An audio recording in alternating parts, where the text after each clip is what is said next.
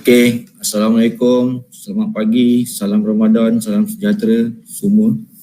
Hari ini kita akan bersama dalam FB Live siri ke-5 daripada NIOSH. Okey, di bahagian training division. So, topik yang akan saya sampaikan pada hari ini adalah keperluan pasport keselamatan di industri. Okey, jadi kita akan mulakan sesi sebentar saja lagi. So, saya akan sharekan slide.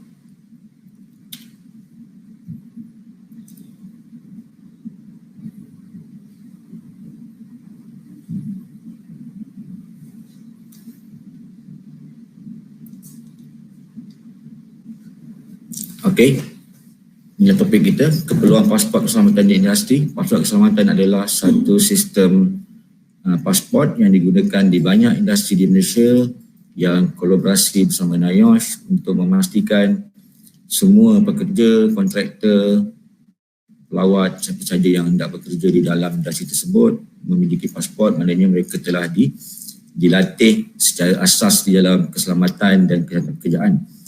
Okay, hari ini saya akan ceritakan sikit apa yang akan diberikan kepada peserta-peserta yang akan menghadiri program-program tersebut. Okay.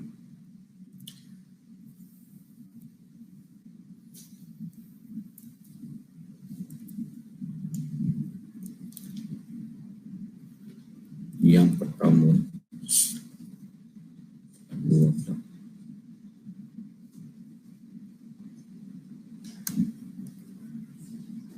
okey, sebelum kita mulakan, saya kenalkan diri saya. Nama saya adalah Muhammad Asri bin Rizwan. Berumur 46 tahun, berasal pada Bangi, bekerja dengan NIOSH. Saya bekerja di NIOSH, bertugas di NIOSH sebagai resident trainer di bahagian Education Training Division dan Regional Office. So, tugas saya memang mengajar sajalah. Okey, itu email saya. Sebarang pertanyaan boleh email kepada saya berkenaan dengan program hari ini. Kita punya objektif apa yang akan disampaikan pada hari ini adalah berkenaan dengan beberapa perkara. Kita ada 4 perkara yang akan kita sharekan atau kita akan bincangkan, kita akan kongsikan bersama tuan-tuan. Yang pertama, kita akan dapat menyeraikan keperluan undang-undang berkaitan KKP. KKP bermaksud keselamatan, kesihatan pekerjaan di tempat kerja. Yang kedua, kita akan dapat faham, memahami konsep pencegahan insiden. Yang ketiga, kita akan dapat mengenal pasti keperluan pra-kemasukan, dan yang akhir sekali akan menerangkan jenis-jenis hazard di tempat kerja. Okey, kandungan yang terdapat di dalam program ini sepanjang 1 jam setengah, 2 jam macam ni adalah kita akan cerita pasal definisi, beberapa definisi yang akan kita bincangkan. Kedua, perundangan yang terlibat dalam keselamatan, dalam kesihatan pekerjaan dan juga alam sekitar. Yang ketiga, konsep pencegahan insiden. Yang keempat adalah tanggungjawab majikan dan pekerja. Yang kelima, keperluan pra-kemasukan ke tempat kerja. Yang keenam, jenis-jenis hazard. Okey. Sebelum kita mula, kita kena kenal dulu berkenaan dengan definisi keselamatan dan kesihatan pekerjaan KKP ataupun banyak orang kenal sebagai OSH. Ia adalah satu keadaan dan faktor yang memberi kesan terhadap kesejahteraan pekerja sementara, kontraktor, pelawat dan orang lain. Maksudnya kepada semua, sesiapa sahaja nak masuk di dalam mana-mana premis, sama ada pekerja dia sendiri, kontraktor dia, subkontraktor dia ataupun pelawat-pelawat yang datang, perlu diambil kira faktor keselamatan mereka. Okey. Kita pergi pada definisi. Pertama, definisi hazard. Okey tuan-tuan. Hazard, mungkin ada yang biasa dengar, mungkin juga ada yang tak pernah dengar. Hazard ni adalah, kalau kita nak maksud hazard adalah satu punca atau situasi. Okey, punca atau situasi, dua perkara yang berbeza. Punca dan situasi yang berpotensi, okey, yang ada potensi untuk mendatangkan kemudaratan dalam bentuk kecederaan dan penyakit kepada manusia. Yang kedua, menyebabkan kerosakan harta benda. Yang ketiga, menyebabkan kemusnahan alam kita ataupun kesemuanya sekali. Sebagai contoh, kita bagi contoh sikit. Hazard ni macam dia sebenarnya banyak orang kenal bahaya. Bahaya tu sebenarnya bukan hazard. Dia berlaku sebelum bahaya. Maknanya kita kena pasti hazard ni macam contohnya, kalau saya ambil pendekatan yang paling mudah lah. Semua orang memandu jalan raya.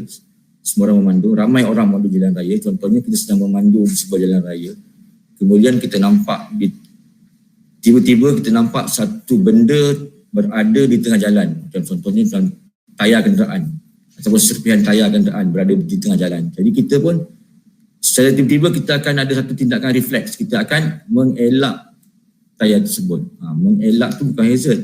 Bila kita mengelak tayar tu, kita mungkin melanggar sesuatu. Bila kita melanggar tu, itu bukan hazard. Hazardnya adalah tayar itu. Bukan tayar tu juga. Tayar tu adalah tayar. Hazardnya adalah tayar berada di tengah jalan. Itu adalah hazardnya. Yang tak sepatutnya tayar tu berada di situ. Tayar tu sepatutnya berada di dalam stor ataupun pada kenderaan itu. Okey. Jadi bila dia mengelak tayar, dia pun melanggar sesuatu. Jadi berlaku tadi kemudaratan dalam bentuk kecederaan atau penyakit ataupun kerosakan atau benda ataupun alam kita ataupun kombinasi. Okey, itu maksud definisi hazard. Okey. Yang kedua, insiden, sesuatu kejadian yang tidak dijangka, tidak dirancang, terhasil daripada kombinasi pelbagai punca. Insiden sama dengan, kalau dalam ni diberitahu sebagai sama dengan kemalangan campur kemalangan nyaris. Maksudnya begini, kita berbalik kepada contoh tadi, kita memandu kenderaan, nampak tayar di tengah jalan, kita pun mengelak tayar tersebut. Secara automatik kita akan elak, tak ada orang di tengah langgar, dia akan elak sama ada kiri, kanan dan sebagainya. Mengelak tu adalah insiden. Bila kita mengelak tu, itulah adalah insiden. Ada kala bila kita mengelak, kita langgar sesuatu, divider, pokok, kenderaan lain, apa saja yang ada di sekitar tersebut, itu dipanggil insiden, mengelak. Bila kita langgar tu, bila kita berlanggar saja, berlakulah aksiden, kemalangan. Tetapi kalau kita mengelak dan tak melanggar apa-apa, biasa berlaku kan? Nasib baik tak kena, biasa kan? Yang itu kita panggil kemalangan nyaris ataupun near miss. Jadi bila ada insiden, adalah aksiden. Dan ada insiden, ada juga near miss. Okay, jadi kita kena kontrol. Kena kontrol mana? Aksiden, insiden, no. Kita tengok balik, kita kena kontrol hazard. Okey. Kemudian bila ada insiden, ada kemalangan, ada hazard tadi, tentu ada risiko. Okey. Risiko ni adalah satu kombinasi daripada kecenderungan berlakunya kejadian berhazard dan tahap keterukan kecederaan atau penyakit kepada manusia atau benda atau alam sekitar disebabkan oleh kejadian itu. Maknanya bila ada hazard, ada insiden, ada aksiden, kita boleh tahu, kita boleh tentu akan ada risiko. Dan risiko ini, dia ada tahap keterukan dia. Macam kita jatuh daripada ketinggian 1/2 meter dan kita jatuh pada ketinggian 2 meter ataupun kita jatuh pada ketinggian 10 meter. Dan tentu risikonya berbeza. Tahap keterukannya adalah berbeza. Itu dipanggil risiko. Jadi sebenarnya kita boleh menilai risiko ni. Sebelum kita bekerja, kita boleh menilai risiko, kita boleh tahu berapa tahap keterukan yang akan dialami oleh pekerja. Di situ kita boleh kontrol. Okey. Seterusnya, agensi berkaitan keselamatan dan kesihatan. Okey, dalam agensi ni kita ada beberapa agensi. Dia di bawah Kementerian Sumber Manusia, kita ada JKP, Jabatan Keselamatan dan Kesihatan Pekerjaan ataupun dikenali sebagai DOS. Yang kedua kita ada NIOS, Institut Keselamatan dan Kesihatan Pekerjaan Negara. Yang ketiga kita ada Perkeso. Kalau kita tengok ke sini di bawah KSM, kalau kita lihat DOS ni sebagai satu jabatan sebagai penguatkuasaan. Okey, dia adalah penguatkuasa. Industri ini dia penguatkuasa, dia akan pastikan keselamatan dan kesihatan pekerjaan itu dilaksanakan di industri. Macam mana mereka nak buat? Kena ada pencegahan dia. NIOS ni adalah bahagian pencegahan. NIOS akan bagi latihan, akan bantu industri macam mana untuk comply terhadap undang-undang yang sedia ada. Yang ketiga Perkeso. Perkeso semua kenal sebab dia semua orang akan kira jari ni berapa ringgit, ini berapa ringgit, ini berapa ringgit, ini berapa ringgit, ini berapa ringgit. Yang itu biasa orang kenal. Kan? Ini maknanya claim macam insurans nak claim. Okey. So undang-undang berkaitan PKP.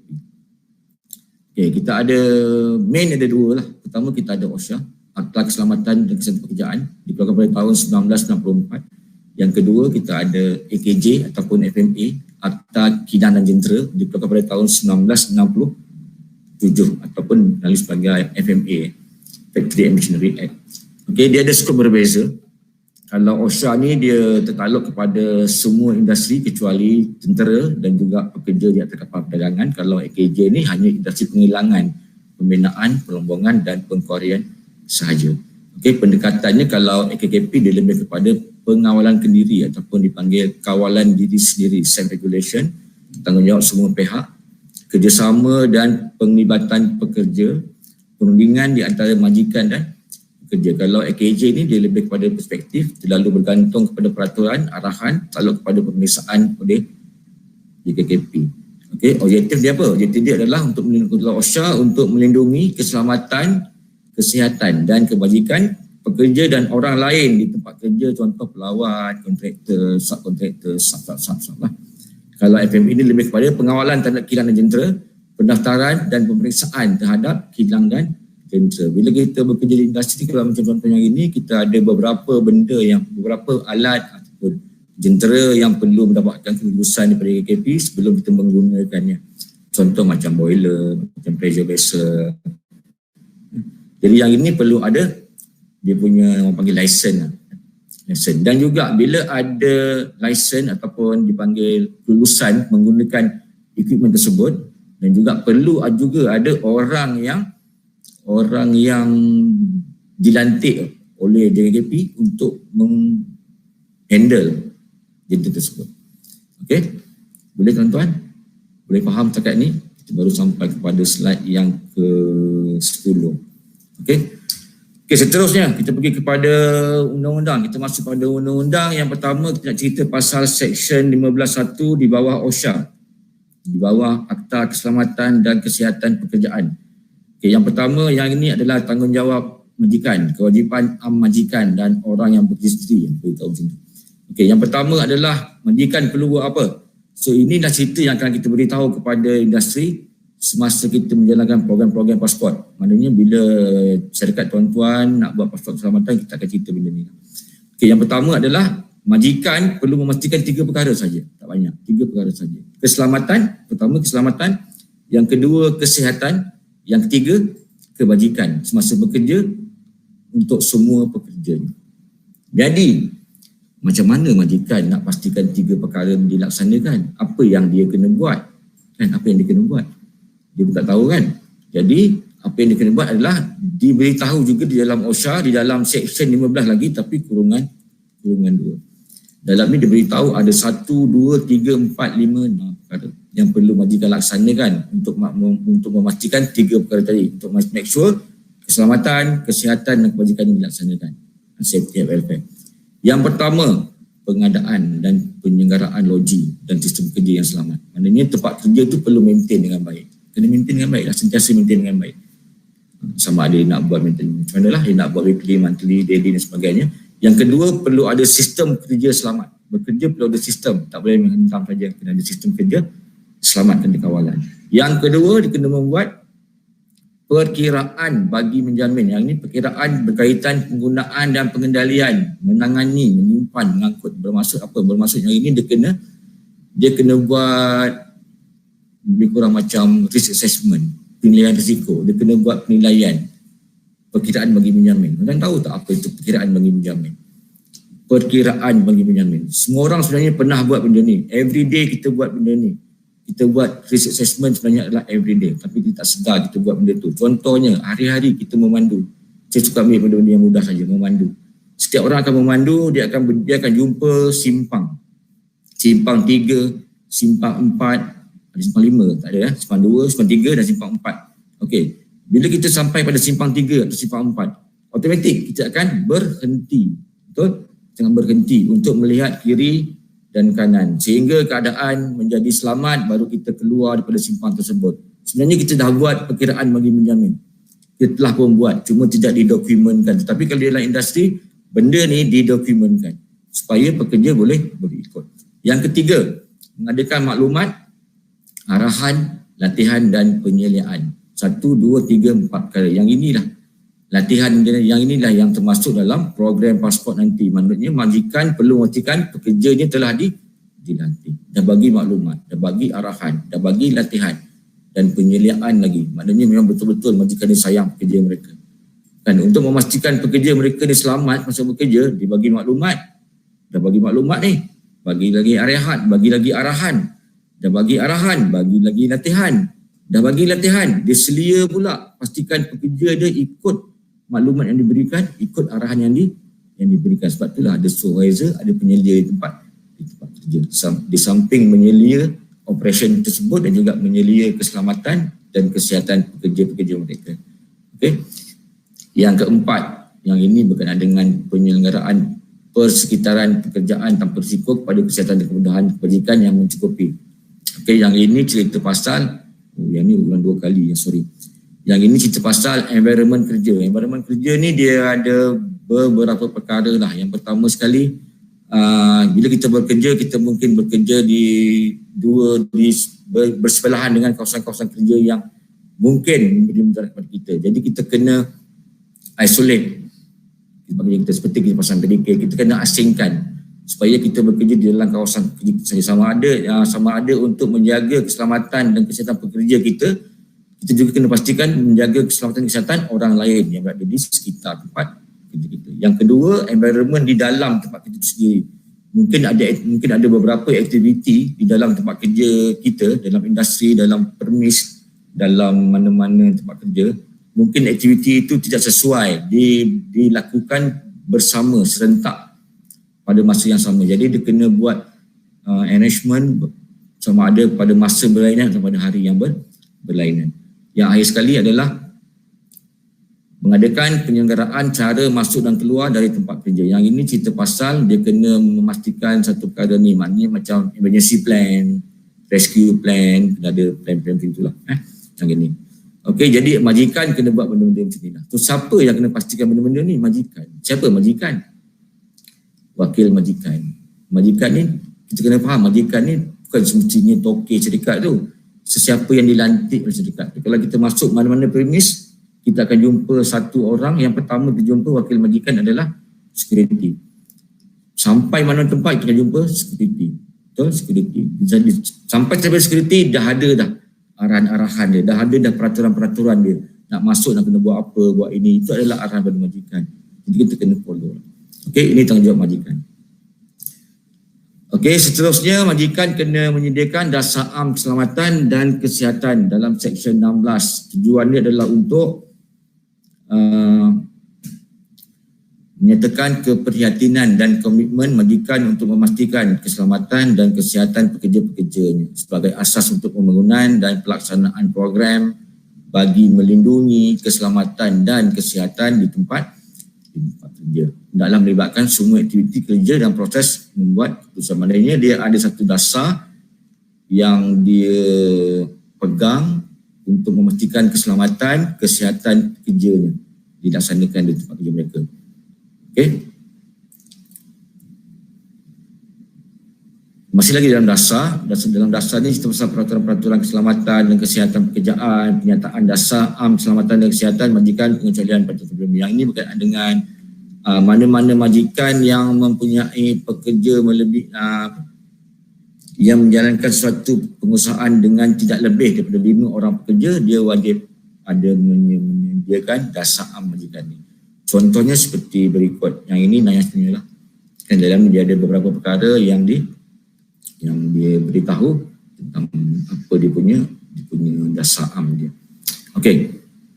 Okey, jika majikan gagal melaksanakan tadi daripada Seksyen 15, 16 ni, okey, dia ada satu seksyen dalam Seksyen 19 ni adalah penalti bagi mana-mana seseorang yang melanggar peruntukan dalam Seksyen 15, 16, 17 ataupun 18. Okey, dia boleh didenda jika disabitkan kesalahan. Tak sabit tak kena. Jika disabit kesalahan, dia boleh didenda tidak melebihi RM50,000 atau dipenjarakan selama tempoh tidak melebihi 2 tahun ataupun kedua-duanya sekali. Jadi ada 3. Sama ada kena denda duit atau kena denda penjara ataupun kena denda duit dan penjara.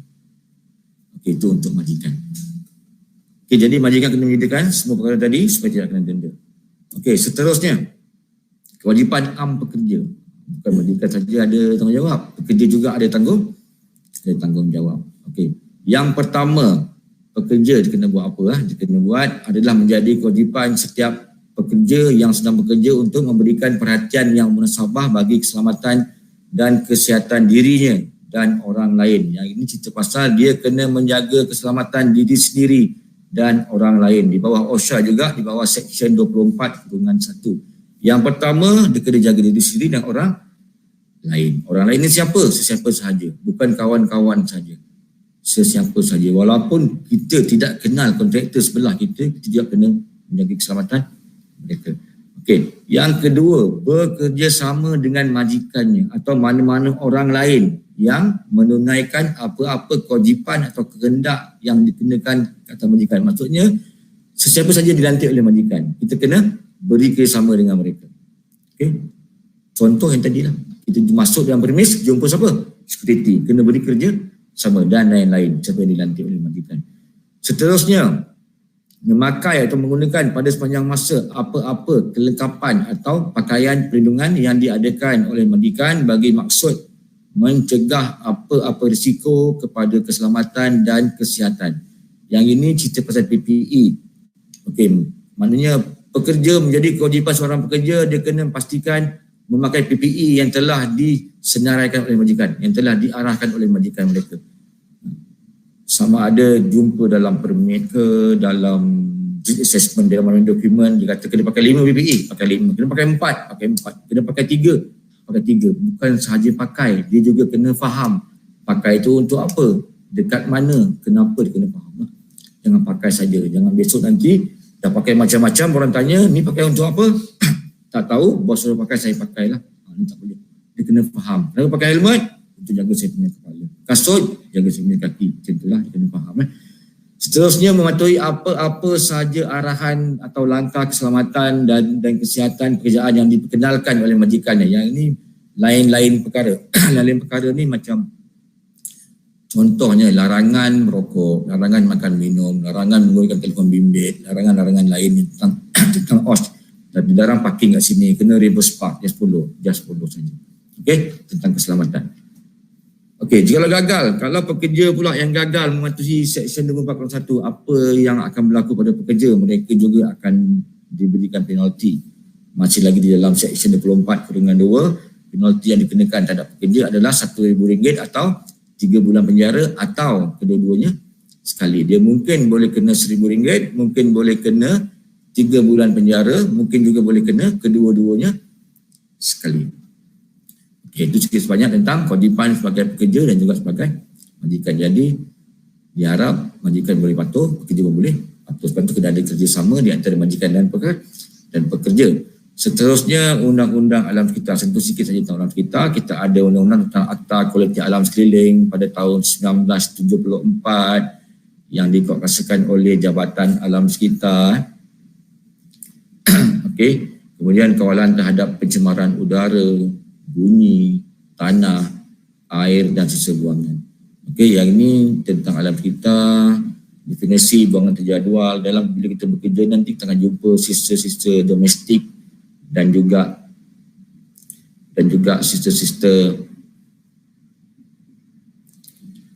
sisa domestik dan juga dipanggil sisa terjadual. Okey, sebarang sisa buangan yang tersenarai dalam kita kerja pertama. Contoh, sisa cat, sisa pelarut, sisa minyak hidrolik dan juga menangani sisa buangan ini perlu mengikut peraturan-peraturan dan garis panduan. Contohnya kita ada sisa buangan, contohnya paling senang kita ada bahan kimia. So tidak boleh buang sembarangan, kita kena kawal, kena ada kontraktor yang akan uruskan. Kena buang di tempat yang sepatutnya. Ataupun kita ada sisa-sisa yang kita boleh buang secara domestik, yang kita semula macam plastik, kayu, tak ada masalah. Okey. Untuk alam sekitar ni dia mahal sikit lah penalti dia. Kalau majikan gagal, dia boleh kena penalti sebanyak RM500,000 atau 5 tahun penjara atau keduanya sekali. Tanggungjawab majikan, tanggungjawab pekerja dan juga alam sekitar tadi, semua ni kita akan masukkan dalam program pasport keselamatan di industri. Mana-mana majikan yang akan collaborate dengan ayah nanti, kita akan cerita benda ni dalam topik general safety, dalam topik keselamatan umum. Okey. Seterusnya kita akan masuk kepada konsep pencegahan insiden. Okay. Ini konsep pencegahan insiden. Yang pertama sekali kita kena kenal pasti hazard. So hazard ni kita kena kenal. Sebagai pekerja macam mana kita nak kenal? Kan kita kenal ke semua pekerja ni faham ke hazard? Dan sebab tu kita ada training. Dia akan tahu basic apa itu hazard. Seterusnya bila dia masuk kepada industri, dia akan ada briefing, ada taklimat, ada toolbox. Di situ dia akan cerita lagi pasal hazard. Dia akan beritahu semasa dia bekerja dia lebih detail. Saya bekerja di tempat A, majikan akan ada wakil majikan akan beritahu tempat A ni ada 5 hazard. So taksir risiko pada hazard tersebut, majikan akan beritahu risiko ni dia macam ni. Taksir risiko dia 1, taksir risiko dia 2, 3. Ini apa kita kena buat, langkah kawalan dia akan beritahu. Untuk hazard pertama, langkah kawalan dia macam ni. Untuk hazard kedua, langkah kawalan dia macam ini. Okay? Ini kita akan communicate risiko. Jadi jangan risau. Maknanya setiap pekerja yang masuk melalui industri dia akan menerima maklumat seperti ini. Okey. Sebab insiden ni insiden yang paling banyak berlaku. Dan insiden juga jarang-jarang orang laporkan. Biasanya orang akan laporkan, akan membuat laporan, akan report bila berlaku kemalangan. Bila dah luka baru dia akan report. Bila dah patah baru dia report. Bila dah cedera baru dia report. Kalau tak kena dia tak report. Nasib baik tak kena tak report lah. Sebenarnya bila kita nasib baik tak kena, bila kita ada insiden kita kena laporkan supaya kita boleh kontrol hazard. Sebab bila ada insiden dah tentu ada hazard tuan-tuan.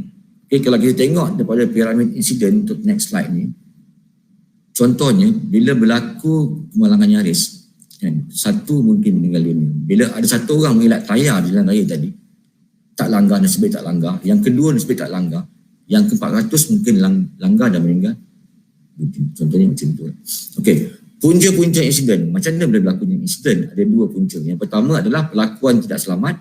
Yang kedua, keadaan tidak selamat.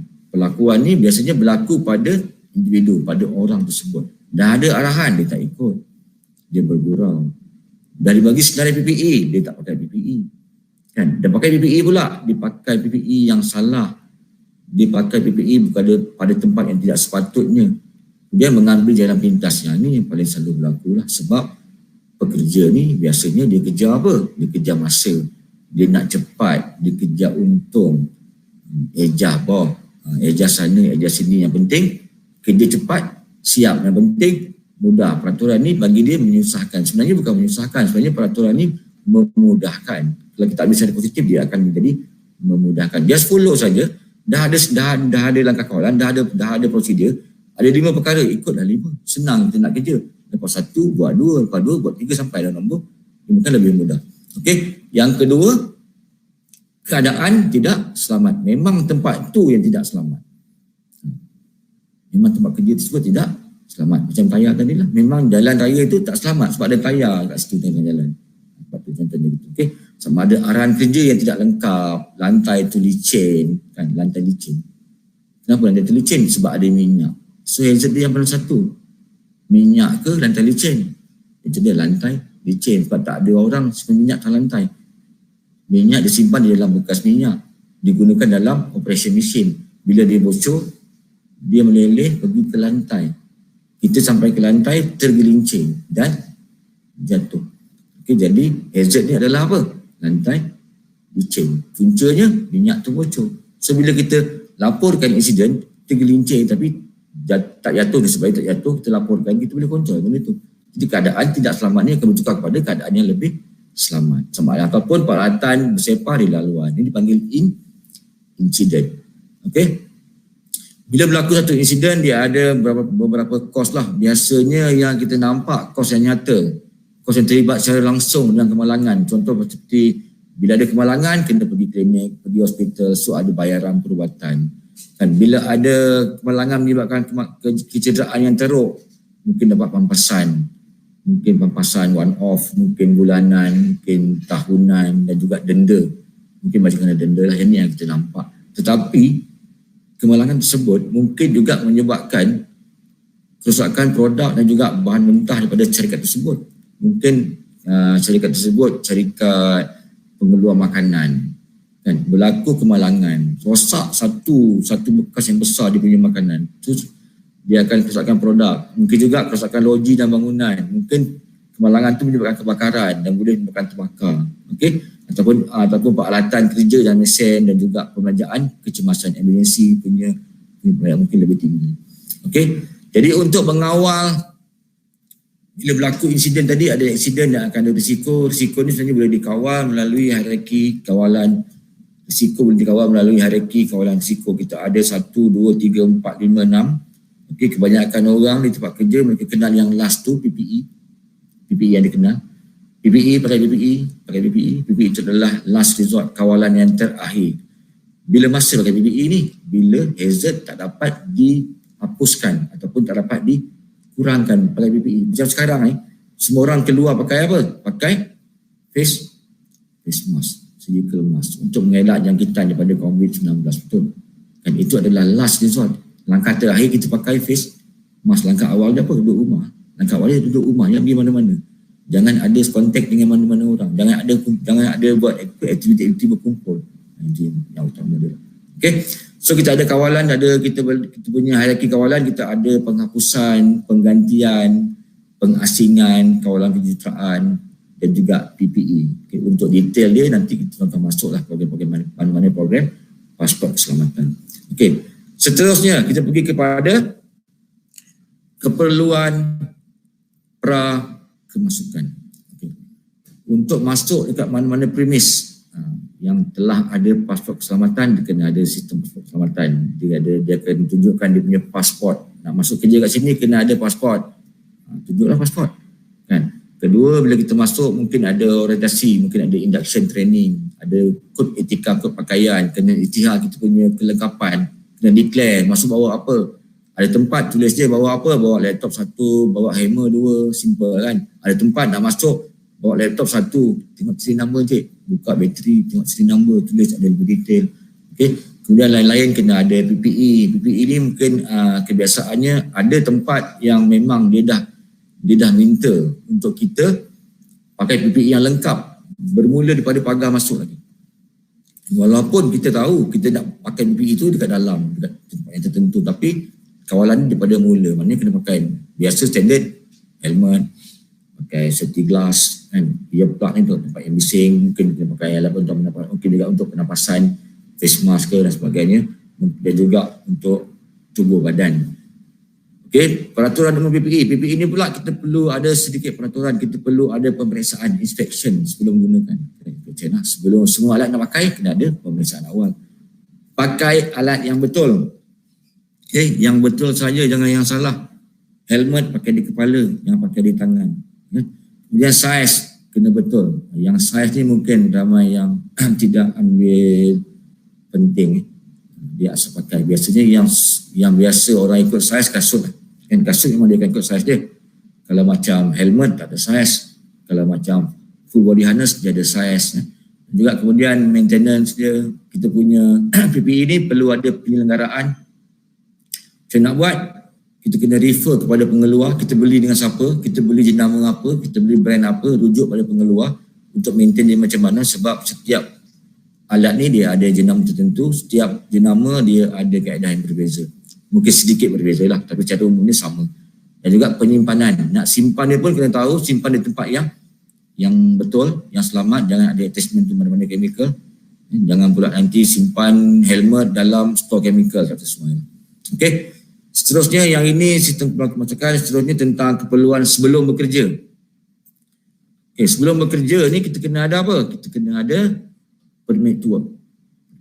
Keperluan sebelum bekerja, kita ada permit to work. Permit to work ni macam satu kawalan sebelum masuk lah. Sebelum masuk ni kena tahu dia buat kerja apa, dekat mana, bila, siapa yang masuk, siapa yang bekerja, kan, siapa nama dia, nombor IC dia, nak buat kerja apa alat dibawa, semua, bila masa dia kerja, pukul berapa hingga pukul berapa, dia kena ada semua maklumat kat situ. Dan juga dia akan dengar satu taklimat keselamatan sebelum bekerja daripada wakil-wakil majikan tempat tersebut. Seterusnya keperluan semasa bekerja, tentulah kita kena ada disiplin. Nombor 1, disiplin, attitude. Kita kena ikut peraturan, di mana-mana kita berada kena ikut peraturan tempat tersebut. Kemudian amalan kerja selamat seperti kita pasang barricade, penghadang, kena bekerja dengan penuh perhatian, laporkan insiden, kena ada papan tanda dalam penjang kaki di mana, ikut laluan dia, jangan shortcut. Besok kau nak jauh, ikut jauh lah, jangan shortcut. Kan shortcut tu mungkin laluan forklift, shortcut tu mungkin laluan kenderaan berat nanti kena langgar. Okey. Peraturan lalu lintas dia ada had laju, follow had laju, parking macam mana, parking pelawat dekat mana, parking staff itu tadi yang mana sepatutnya kena reverse park. Prosedur kecemasan, kita kena tahu prosedur kecemasan di tempat tersebut. Biasanya mereka akan beritahu semasa taklimat tadi. Kan, kerja kat sini jika ada kecemasan nak buat mana, nak buat apa, nak pergi mana, nak berkumpul di mana, kita akan tahu. Dan juga melaporkan insiden. Yang terakhir, keperluan selepas bekerja. Keperluan selepas bekerja ni tentang pertama sekali housekeeping. Yang dah kerja kena buat housekeeping, kena kemas semula tempat tersebut. Kemudian permit perlu ditutup. Siapa yang tutup kena rujuk pada majikan masing-masing. Siapa yang akan keluar permit, kemudian kita akan isytihar semula kelengkapan yang kita gunakan tadi. Okey. Seterusnya jenis-jenis hazard. Ini aja lah. Okay. Hazard ni terbagi kepada 3 sebenarnya. Keselamatan, kesihatan dan persekitaran. So kita bahagikan, kita pecah kepada 6 untuk permudahkan. So dalam program-program pasport kita akan cerita yang 6 ni lah. Kita ada hazard kimia, hazard fizikal, hazard biologi, hazard ergonomik, psikososial dan environment. So ada 6 hazard. Hazard kimia, contohnya apa hazard kimia ni? Macam bahan-bahan kimia yang kita gunakan lah. Jangan kita fikir chemical ni adalah benda-benda yang selalu orang bila fikir chemical je, dia akan mula fikir nama-nama saintifik for chemical. Tak perlu, pekerja-pekerja biasa ni dia akan faham benda, kita bagi dia faham benda-benda yang simple je, cat yang digunakan, thinner, mungkin sabun, pencuci, chemical cuci lantai dan sebagainya. Itu adalah chemical. So kita akan cerita pada mereka tentang bahan kimia ni perlu ada kawalan dia, nak simpan dia macam mana, labeling, kesan-kesan pada tubuh badan. Kita kena kenal lah dengan benda, dengan apa yang kita deal, dengan apa yang kita gunakan, dengan siapa kita bekerja. Kita bekerja dengan chemical, kita kena kenal chemical tersebut. Sifat dia macam mana. Okay. Yang kedua, hazard fizikal. Fizikal ni simple, macam panas. Panas, selalu biasa orang dengar panas. Panas ni sebenarnya satu hazard. Boleh menyebabkan dipanggil stroke harbor, heat stroke. Kalau terlalu panas kita boleh kena heat stroke. Kan manusia ni bukannya hebat mana pun, kan gaya je lebih, nampak macam apa, macam gangster, badan besar, bila panas pengsan juga, kan bila panas demam, dan bising boleh menyebabkan rosak pendengaran, mungkin sampai kepada pekak. Lagi apa fizikal ni macam keadaan tempat kerja sendiri. Seterusnya biological hazard. Yang ini sekarang ni tengah semua orang kenal lah, virus, bakteria, binatang berbisa. Ini biological hazard. So kita kena tahu juga pasal biological hazard. Kita kena kenal dengan kita punya proses kerja. Adakah dia menyebabkan biological hazard?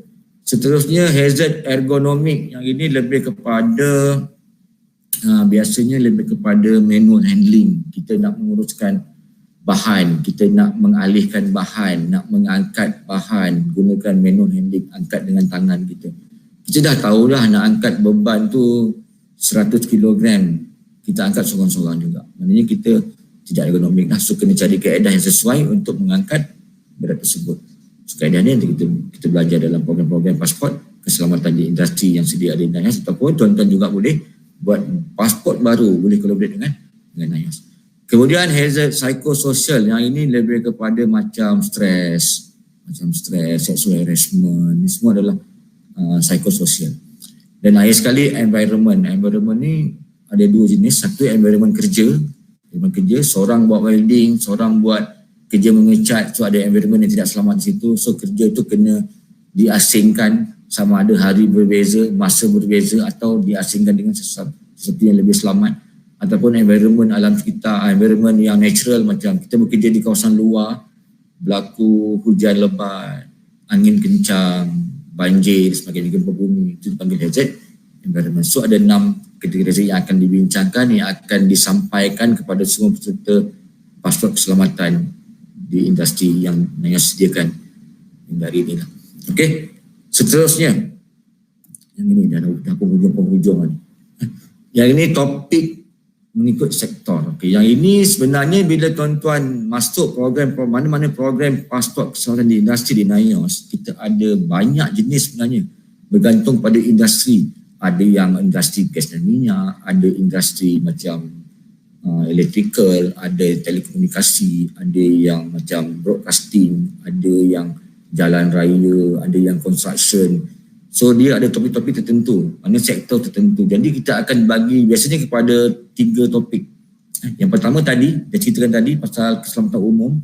Yang kedua kita akan cerita pasal hazard dan pencegahan insiden yang relate dengan sektor tertentu. Contohnya sekarang ni, contoh masuk dalam satu program pasport keselamatan untuk gas dan minyak. So kita akan lebih fokus kepada hazard dan pencegahan insiden di dalam sektor tersebut sahaja. Itu yang maksudnya.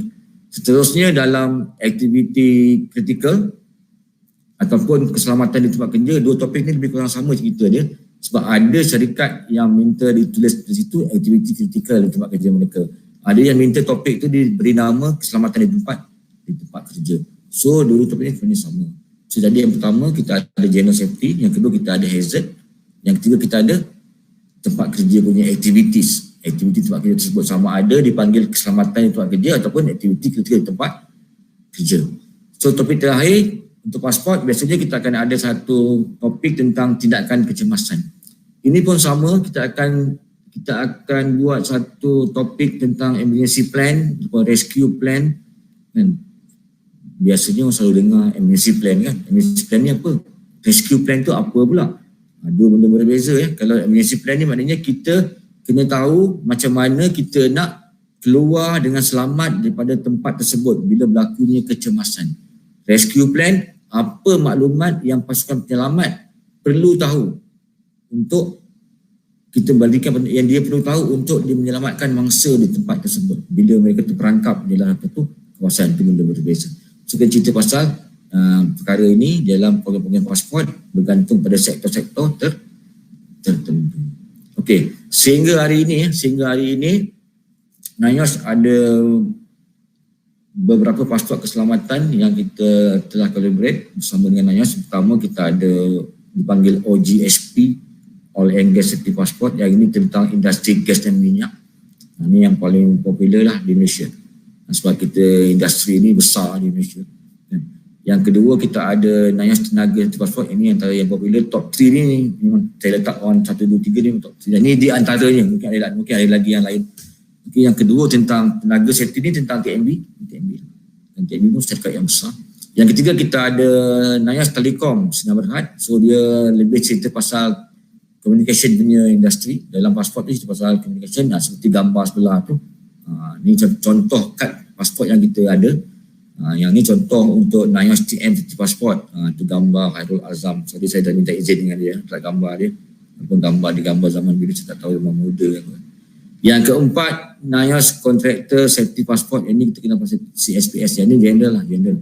Boleh gunakan di mana-mana industri yang setuju untuk menggunakan dia. Yang ketiga, kita ada NIOSH Nestle Safety Passport. Okay. Kalau untuk NIOSH Nestle ni, dia ada satu topik tambahan. Dalam ni dia ada satu topik hygiene. Sebab dia satu industri makanan. So dia akan ada topik hygiene, kebersihan di industri. Dia punya variasi dalam pasport ni. Boleh buat apa saja. Bergantung pada masing-masing, pada tuan-tuan punya industri. So boleh datang NIOSH, boleh collaborate dengan kita, boleh bincang macam mana. Dan kita NIOSH Maybank pasport, kita ada NIOSH Astro, ni antara yang baru, Astro pasport.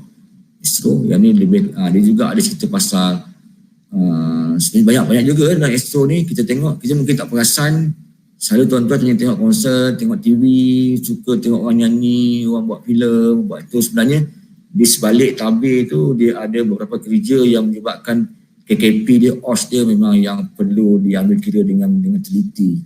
Contoh, you tengok ada konsert, ada satu besi dan truss kat belakang tu, nak panjat, nak pasang lampu, nak dipel lampu, semua tu risiko tinggi lah. Kemudian kita ada juga Petronas Retail Safety Passport, kita ada Shell Retail Safety Passport, yang ini untuk Petronas dan Shell lah. Kemudian kita ada NIOSH Prasarana Safety Passport, yang ini dia lebih kepada industri otomotif. Macam Prasarana ni kan dia jaga MRT, LRT semua tu lah. Sebenarnya kita ada, yang ni pun dia ada beza kan? Ada beza. Yang ni ada beza, yang last ni kita ada beza Expressway Operation Safety Passport, EOSP. Yang ini dia perbezaan dia dengan yang lain. Kalau tadi yang Nestle dia ada hygiene, yang ni dia ada cerita pasal traffic management. Traffic management, macam mana kita nak buat traffic management control. Dia ada cerita detail tentang itu sebab dia punya kontraktor dia akan terlibat dengan perkara tersebut. Ya, ada lagi yang lain yang terbaru ni saya tak masuk dalam ni. Yang lain macam kita ada plantation, kerja dekat ladang pun ada, dan ada lain-lain. Okey, jadi kesimpulan dia, apa yang kita boleh sampaikan adalah pematuhan dengan undang-undang yang berkaitan dan peraturan syarikat boleh mengelakkan kemalangan di tempat kerja. Jadi tuan-tuan, apabila pekerja-pekerja yang nak masuk dekat mana-mana premis, mana-mana industri yang telah hadir mana-mana program pasport keselamatan, maknanya pekerja tersebut telah pun dilatih. Secara asasnya dia dah tahu tentang keselamatan, kesihatan pekerjaan. Dia dah tahu pasal apa? Pasal undang-undang, dia dah tahu pasal hazard, dia tahu apa itu insiden, dia tahu apa itu accident, dia tahu risiko ni boleh ada tahap-tahap tertentu. Dia tahu pasal prosedur kecemasan, dia tahu aktiviti apa yang dia akan hadapi nanti. Dan aktiviti ni dia more detail. Dia akan tahu saya nak kerja dekat syarikat A, so aktiviti saya akan menghadapi aktiviti ini, aktiviti itu. So aktiviti ini ada risiko apa, ada risiko itu, risiko ini, dia akan tahu. Dia akan tahu. Jadi bila dia masuk dekat industri itu, dia maknanya pekerja tersebut telah pun bersedia. Untuk first step, dia telah pun bersedia. Jadi majikan juga dapat membuat satu peraturan syarikat yang lebih sesuai, yang lebih dekat dengan undang-undang sedia ada, yang lebih baik daripada itu. Okey, jadi sampai di sini saja untuk program hari ini. Seterusnya kita akan pergi kepada sesi soal jawab. Okey, sesi soal jawab.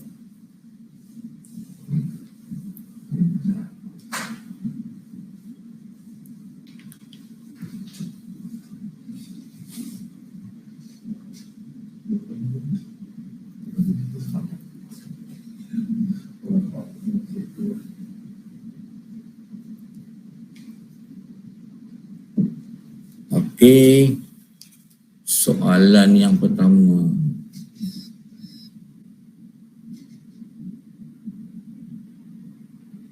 Mana soalan ni, Mat? Mana soalan? Soalan pertama. Perbezaan industri KKP yang dijalankan oleh majikan. Okey, sorry, saya baca. Febi Ahmad Aizuddin, salam tuan. Apa perbezaan industri KKP yang dijalankan oleh majikan dan industri KKP yang dikendalikan oleh NIOSH? Okey. Kalau yang dijalankan di industri itu, dia lebih kepada satu program untuk hari itu saja. Kalau yang ini kita akan lebih menyeluruh tentang KKP. So validation, sorry saya lupa nak bagi tahu, untuk kad pasport keselamatan ni dia ada tarikh tempoh dia ada setahun, ada 2 tahun, ada 3 tahun. So tuan-tuan boleh buat pilihan untuk buat yang mana, setahun, 2 ataupun 3. Okey, itu soalan yang pertama. Soalan yang kedua, ada soalan kedua? Ada soalan kedua? Belum ada soalan lagi lah. So kita tunggulah soalan pertama, soalan kedua.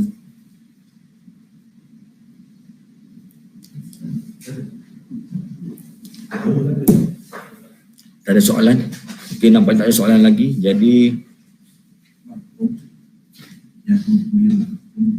Okey, tak ada soalan. Saya akan buat sikit promosi.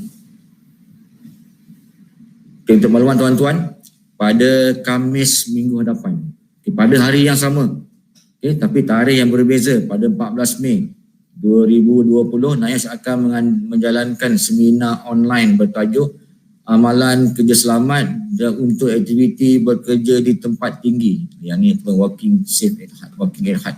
So sijil seminar disediakan bagi yang ingin menyertai. Sila ke laman web NIOSH www.niosh.com.my dan klik e-daftar. Yuran penyertaan adalah sebanyak RM50 sahaja. Okey, murah RM50. Okey, so apa itu working at height? Working at height adalah bekerja untuk next week. Untuk next week dia punya seminar bertajuk working at height, maknanya bekerja di tempat tinggi. Bekerja di tempat tinggi di atas platform. Macam kerja di atas scaffolding, kerja di platform lah, tempat yang tinggi melebihi 3 meter. Dia ada kawalan-kawalan dia, ada equipment dia. Dia ni cerita undang-undang dia, hazard dia, aktiviti dia macam mana, dia emergency plan dia, semua dia kat situ. Okey. Jadi sesi kita pada hari ini sampai di sini. Saya tangguhkan sesi ini yang kelima pada masa sekarang ni 9.55. Okey, semoga berjumpa lagi pada sesi yang akan datang, ke-6 dan seterusnya. Terima kasih banyak-banyak bagi yang menonton. Okey, kalau ada salah silap saya mohon maaf. Yang baik pada Allah Ta'ala, yang lemah pada saya sendiri. Okey, jadi Assalamualaikum. Selamat berbuka puasa.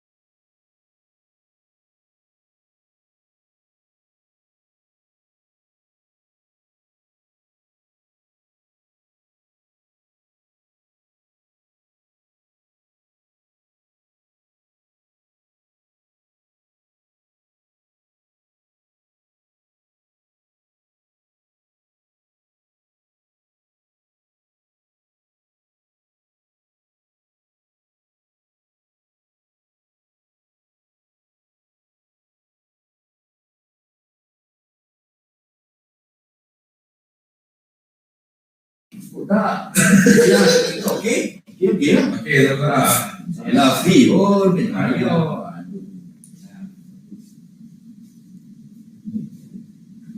Sudah stop live belum? Dah kan?